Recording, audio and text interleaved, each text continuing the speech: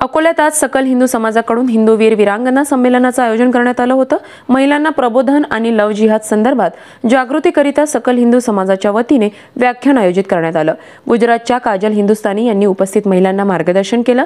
या संमेलनाचे काजल हिंदुस्तानी ह्या प्रमुख व्यक्ती असून हे संमेलन सुरू होण्यापूर्वी काजल हिंदुस्तानी यांची अकोला शहराचे आराध्य दैवत राजराजेश्वर मंदिरापासून मशाल रॅली काढण्यात आली। तर यावेळी हातात मशाला घेऊन मोठ्या संख्येने महिला ह्या रॅलीत उपस्थित होत्या। भारत माता की वंदे वंदे रामचंद्र की पवन सुत हनुमान की गौ माता की छत्रपति शिवाजी महाराज की जीजा माता की अहिल्याबाई होलकर की धर्मवीर संभाजी महाराज की। इसका थोड़ा सा वॉल्यूम बढ़ा तो मैं चाहती हूँ कि यहाँ पर मैं आई और तब से लेके अब तक अकोला की सनातनी जनता ने हमारा जो भव्य स्वागत किया है, मैं दोनों हाथ जोड़कर साष्टांग दंडवत प्रणाम करूंगी तो भी वो कम है।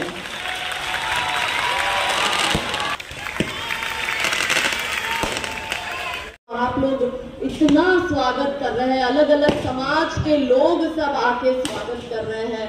पूरे रास्ते जब हम आ रहे थे तो लोगों का जो प्यार हमें मिल रहा था, हमारी बहनों का जो हमें प्यार मिल रहा था, हम खुद से प्रश्न कर रहे थे कि इतना क्यों कर रहे थे आप लोग। और हमें अपने आप से आत्मग्लानि हो रही थी, क्योंकि अभी तो भारत को हिंदुओं के लिए सुरक्षित राष्ट्र बनाने का काम बाकी है। अभी तो सिर्फ राम मंदिर बना है, अयोध्या में राम मंदिर बना है, काशी और मथुरा का भी संघर्ष अभी बाकी है।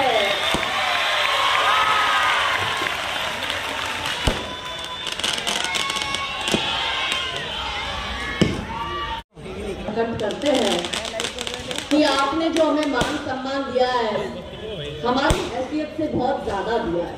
हम इतना मान सम्मान डिजर्व नहीं करते हैं, क्योंकि जिस दिन हम इस मातृभूमि के लिए जो कार्य करने के लिए निकले हैं, उस कार्य में 2030 से पहले भारत को जब लव जिहाद मुक्त करेंगे तब आप ऐसा स्वागत करिएगा। अभी बहुत जल्दी है। पर उपस्थित श्रोता के रूप में जो निर्माता बैठे हैं अकोला वासियों का, इनका भी मैं दोनों हाथ जोड़ के बहुत बहुत आभार प्रकट करती हूँ। नारी शक्ति के रूप में उपस्थित एक एक मेरी दुर्गा शक्ति को मैं दोनों हाथ जोड़कर हर हर महादेव कहती हूँ। और क्योंकि दीदी ने हमारा इतना अच्छा परिचय दिया और दीदी ने अपने परिचय में हमारे लिए बहुत सी बातें भी कही, लेकिन हम काजल जो काम कर रही है वो हम कुछ कर ही नहीं रहे। अकेली काजल की कोई हैसियत ही नहीं है। भारत का सनातनी समाज, हिंदू संगठन, धार्मिक संगठन और शैक्षणिक संगठन जो मिलकर हमारा मनोबल बढ़ा रहे हैं और सबके प्रयास से ये कार्य हो रहा है। हमारा योगदान तो मात्र गिलहरी जितना ही है।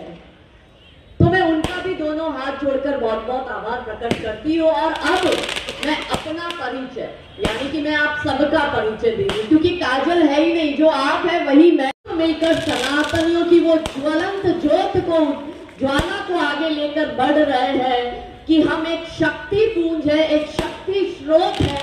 तो जब जब मैं अपनी बात में मैं आएगा तो आप समझिएगा कि मैं आप सबका परिचय दे रही हूँ। विश्व के प्रत्येक हिंदू का परिचय दे रही हूँ, भारत के प्रत्येक हिंदू का परिचय दे रही हूँ कि कौन हूँ मैं, कि मैं सत्य सनातन सी पावन, मैं सत्य सनातन सी पावन। फिर से कह रही हूँ, जहां जहां मैं आएगा आप समझिएगा मैं आपकी बात कर रही हूँ कि मैं सत्य सनातन सी पावन, मर्यादित हूँ सदियों से, मैं तनमन से हिंदू हूँ, मैं भारत माँ की हूँ। मैं वेदों का अमर ज्ञान, मैं वेदों का अमर ज्ञान, मैं वचनों की परिपाटी हूँ, मैं युद्धों का अर्जित फल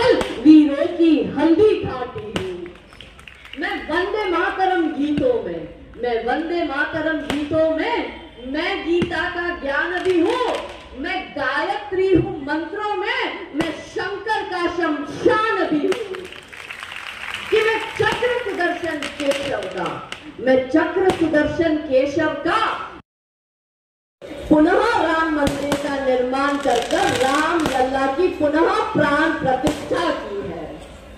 हमारे लिए ये गर्व की बात है। आप ये सोच रहे होंगे कि दीदी ने आगे पुनः कैसे लगाया, तो देखिए हमारा राम मंदिर तो था ही, जन्म जन्मांतर से राम लल्ला की वो भूमि रही है। जब से राम लल्ला का जन्म अयोध्या में हुआ, हम इसकी पृष्ठभूमि आपको देते हैं कि क्यों हम पुनः बोल रहे हैं, क्योंकि हमारा मंदिर तो था ही। आज आप खुशियां तो मना रहे हो राम मंदिर की कि राम लल्ला आए हैं, और नारे भी लगे थे कि राम लल्ला हम आएंगे, मंदिर वही बनाएंगे, लेकिन सामने वाला पक्ष कहता था कि तारीख नहीं बताएंगे। हमने 22 जनवरी को तारीख भी बता दी, पुनर्निर्माण भी कर दिया और राम लल्ला को धूमधाम से अपनी जगह पर विराजमान भी कर दिया। लेकिन आप जानते हैं इसके पीछे कितना संघर्ष हुआ, कितना लोगों ने बलिदान दिया, सरयू कितनी बार लाल हुई है और कितनी बार अयोध्या की भूमि रक्त रंजित हुई है। जब 1528 में बाबर ने हमारा राम मंदिर ध्वस्त किया था और उस पर अवैध ढांचा खड़ा किया था, तब से लेके अब तक हिंदू समाज सतत निरंतर संघर्ष करता रहा है। 74 बार युद्ध हुए, कुछ युद्ध जो है वो हिंदू समाज जीता, ज्यादातर युद्ध हिंदू समाज हारा, मगर हिंदू समाज ने कभी भी हिम्मत नहीं हारी और निरंतर अयोध्या वासियों का संघर्ष तो त्रेता युग में 14 वर्ष में पूरा हो गया था। 14 वर्ष बाद उन्हें राम भगवान के दर्शन हो गए थे, लेकिन हमारा संघर्ष तो 500 वर्ष का रहा और 500 वर्ष की घनघोर तपस्या के बाद हमें राम लल्ला के दर्शन प्राप्त हुए। तो आज भी मेरे भोले भाले हिंदू भाई बहनों को अपना एक देश भी नहीं मिला। हम लोग बात करते हैं भारत को हम हिंदू राष्ट्र बनाएंगे। देखो, भारत हिंदू राष्ट्र था, भारत हिंदू राष्ट्र है, भारत हिंदू राष्ट्र रहेगा। मगर हिंदुओं के साथ कितना बड़ा धोखा हुआ, या यूं कहो कि कितना बड़ा गद्दारी हिंदुओं के साथ हुआ, उसका मैं आपके सामने जीता जागता सबूत रख रही हूं। 15 अगस्त को यदि हम आजाद हुए थे, तो फिर राम लल्ला का मंदिर 75 वर्ष बाद क्यों बना? प्रश्न करो अपने आप से। यदि धर्म के आधार पर बंटवारा हुआ था, तो ये मैं नहीं कह रही हूं, ये सरदार वल्लभ भाई पटेल भी कहकर गए हैं और ये बाबा साहेब आम्बेडकर भी कहकर गए हैं। और बाबा साहेब आम्बेडकर ने अपनी पुस्तक पाकिस्तान या भारत का विभाजन, उसमें बाबा साहेब आम्बेडकर ने क्या कहा है कि मैं इस विभाजन के विरोध में था। यदि विभाजन धर्म के आधार पर हो रहा है तो 100% अदला बदली होगी। आप मुझे जवाब दो, क्या ऐसा हुआ? क्या हुआ? हमारे साथ छल हुआ। बाबा साहेब आम्बेडकर ने स्पष्ट रूप में नेहरू को और गांधी जी को कह दिया था कि 100% मुसलमान पाकिस्तान में जाएंगे और 100% हिंदू हिंदुस्तान में रहेंगे और ये भूमि हिंदुओं की भूमि कही जाएगी। पर क्या ऐसा हुआ? नहीं हुआ।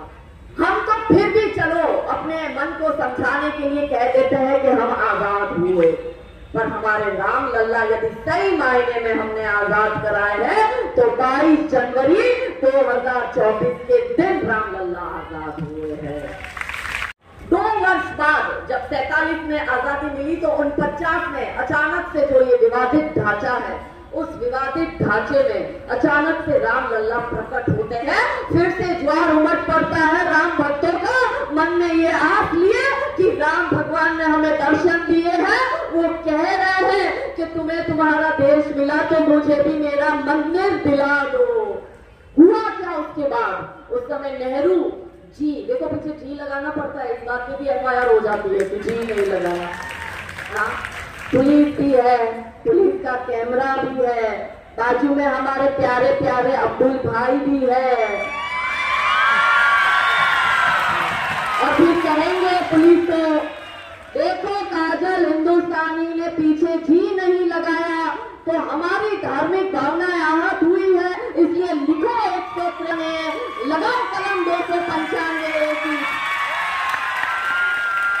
और डालो काजल हिंदुस्तानी को जेल में। हमारे आने से पहले ये सब जगह घूम रहे हैं जिहादी गैंग कि काजल हिंदुस्तानी आनी नहीं चाहिए हमारे गांव में। क्यों भाई? मैं यहाँ से प्रश्न पूछती हूँ कि एक हिंदू की दिकरी घर से बाहर निकल गई तो तुम्हारी ये हालत हो गई घर से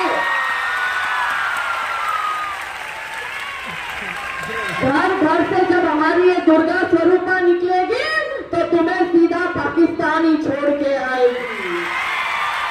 में जब रामलला प्रकट हुए तो नेहरू जी ऑर्डर देते हैं उत्तर प्रदेश की सरकार को कि यहाँ से आप इस मूर्ति को स्थानांतरित करो। उत्तर प्रदेश सरकार उस समय अयोध्या के कलेक्टर को ये सूचना देती है कि आप यहाँ से रामलला की मूर्ति को अन्य जगह शिफ्ट करो। देखो अभी तो आजाद हुए 2 वर्ष नहीं हुआ था, आपके भाइयों ने अलग देश ले लिया था और हिंदुओं के देश में हिंदुओं के प्रधानमंत्री श्री जवाहरलाल नेहरू जी जो ये कह रहे हैं कि मूर्ति को यहाँ से हटाओ, किस बात की आजादी की आप खुशियां मना रहे हो? वो हंस रहा है कि ये हिंदू मूर्ख अपने आप अपनी कमजोरी को देखते हुए भी जान के भी अनजान बनकर खुशियां मना रहा है। मेरे भाई बहुत भोले हैं, हिंदू समाज जो है बहुत भोला है, बहुत सरल है, इसलिए काजल हिंदुस्तानी अपने छोटे छोटे बच्चों को छोड़कर निकल गई है कि कोई एक हिंदू भी यदि हमारी बात सुन के जागरूक होता है तो हमारा ये जीवन धन्य हो जाए, ऐसा मानेंगे। और तब रक्त बहाए ये संभव नहीं है। लाखों लाखों हिंदू हर रोज यहाँ दर्शन करने आ रहे हैं। फिर से सरयू यदि लाल करनी है, फिर से हिंदुओं का खून सरयू में बहाना है तो आप इस मूर्ति को स्थानांतरित करो। मैं अयोध्या का कलेक्टर इसको स्थानांतरित नहीं करूंगा और यदि आपको फिर भी ये करवाना है तो किसी और कलेक्टर के पास करवाओ। परिणाम स्वरूप रामलला वही विवादित ढांचे में पास में टेंट में विराजित होते हैं 75 वर्ष तक। और 1984 में हिंदू संगठन मिलकर निर्णय लेते हैं, पूरे देश में राम जान की यात्रा निकलती है, पूरे देश से सिलाए पूछ कर अयोध्या में भेजी जाती है और उसके बाद 1990 में कार सेवा पूरे। कौन से सुरक्षित राष्ट्र की आप बात कर रहे हो? कौन से हिंदू राष्ट्र की आप बात कर रहे हो यदि आपके ही देश में आपको अपना मंदिर बनाने के लिए 500 वर्ष के बाद भी, आजाद होने के बाद भी कोर्ट की तरफ नजर करके देखनी पड़ती है कि कोर्ट परमिशन देगा तब हम मनाएंगे अपना उत्सव। क्या ऐसा किसी और ईसाई देश में आपने होते देखा? क्या आपने ऐसा किसी इस्लामिक देश में होते देखा कि उन्हें अपनी मस्जिद बनाने के लिए बहुसंख्यक ने वहां कब्जा करा और वो कोर्ट का इंतजार कर रहा हो? और कोई कोर्ट का इंतजार नहीं करता, वो तो सिर्फ शरिया से चलता है। हिंदू कानून कायदे के जंजाल में फंसा हुआ है, उसका एजेंडा तय है। और 1990 में जब राम भक्तों पे गोली चलती है, जैसे तैसे राम भक्त उस विवादित ढांचे में पहुंचते हैं और वहां पर भगवा ध्वज गाड़ देते हैं। और 2 वर्ष बाद 92 में फिर से कार लहू को थारी और तपो साधना जीती सारी, जीती है हुंकार हमारी और हिंदू धार हमारी। भगवा और अयोध्या जीता, भगवा और अयोध्या जीता, काशी का गंगाजल जीता, चोटी जीती, वंदन जीता और भाल का चंदन जीता। जीत गई घनघोर तपस्या, जीत गई गीता की शिक्षा, जीत गए हनुमंत जानकी, जय जय हो करुणा निदान की। और क्या जीता अब की बारी? अगली लाइन सुनिएगा क्योंकि आपको दोहरानी है। और क्या जीता अब की बारी? काशी मथुरा की तैयारी। और क्या जीता अब की बारी?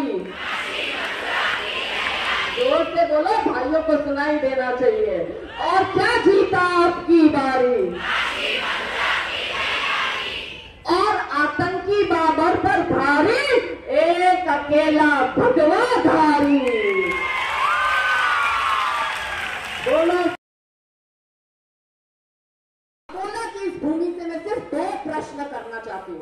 देखो, काजल हिंदुस्तानी हेट स्पीच नहीं देती, काजल हिंदुस्तानी सत्य पर बात करती है, वजन रखती है अपने बातों पे। फैक्ट्स के साथ हम बात करते हैं, हवा में बात नहीं करते, क्योंकि हम मदरसा छाप एजुकेशन लेके नहीं आए, हम अच्छी स्कूलों में पढ़कर यहाँ आए। तो हमारी बात में फैक्ट्स होते हैं, तथ्य होते हैं। यदि काउंटर करना है तो फैक्ट से काउंटर करो, हाथ में पत्थर लेके सर तन से जुदा के नारे लगाकर काउंटर नहीं होता है। तो सिर्फ दो प्रश्न अपने अपने तथाकथित भाइयों से करना। पहला प्रश्न कि जब 4 वर्ष पूर्व 2019 में हिंदुओं के लिए सुप्रीम कोर्ट ने जजमेंट दिया और हिंदुओं को उनकी 66 एकड़ जगह दी, तब उस समय तुमको भी सुप्रीम कोर्ट ने अवैध ढांचा था, उस पर अवैध अतिक्रमण करा, अवैध ढांचा बनाया, मगर हम जीते, फिर भी इनको भीख में सुप्रीम कोर्ट ने 5 एकड़ जगह दी थी। हे लक्ष्मी तू दुर्गा बन तू काली बन, हे लक्ष्मी तू दुर्गा बन तू काली बन। मैं बोलूंगी धर्म छोड़ के जाओगी तो जैसे श्रद्धा के 35 होंगे टुकड़ों में कट जाओगी। धर्म छोड़